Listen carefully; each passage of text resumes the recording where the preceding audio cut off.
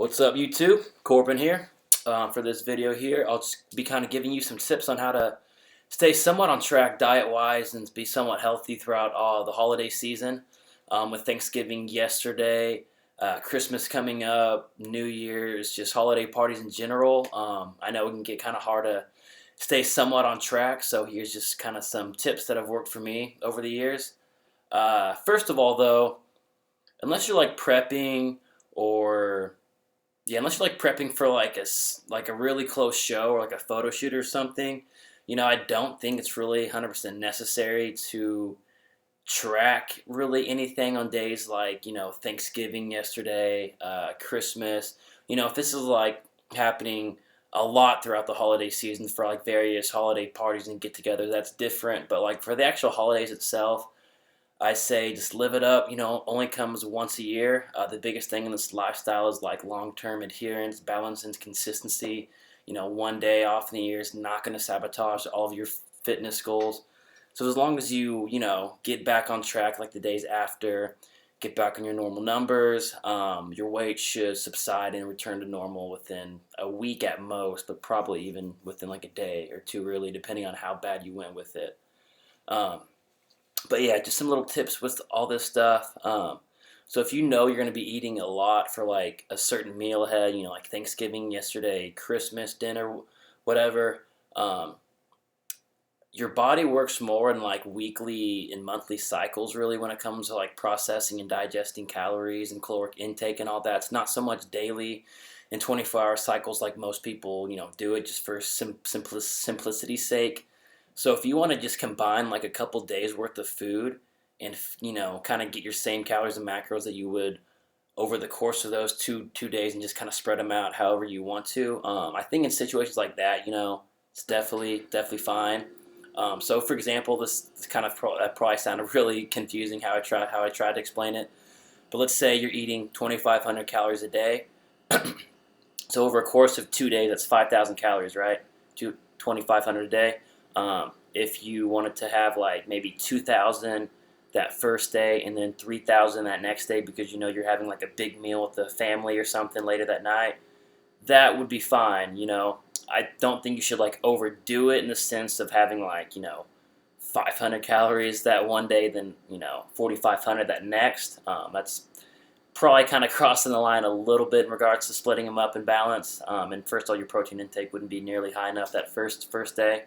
But as long as it's just like something like reasonable, where it's not like completely off, then I think that's fine.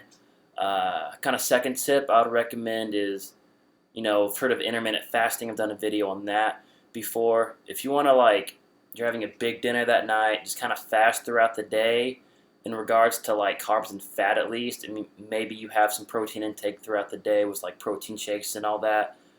But let's say, you're eating a dinner at 6 o'clock that night. So you just have like 100 grams of protein.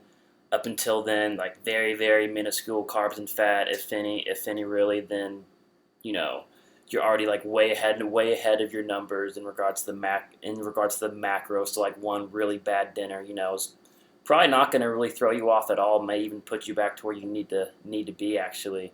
Obviously, it depends on where your current calories are at, if you're bulking or cutting and stuff. But yeah, it really shouldn't throw you off too much. And let's see. Third tip, that kind of goes along same lines there. I guess I kind of covered it in the last tip, really. But yeah, separately, just kind of make sure you're getting a lot of protein in. If you know you're going to be planning, if you know you're going to be having a bad meal later that day, just make sure you're getting your protein in before, so whatever happens at that meal kind of happens. You can let the carb and fat numbers fall, but if you keep those carb and fat numbers down low, then one bad meal is not going to throw you off that much. And yeah, that's kind of my personal take on it.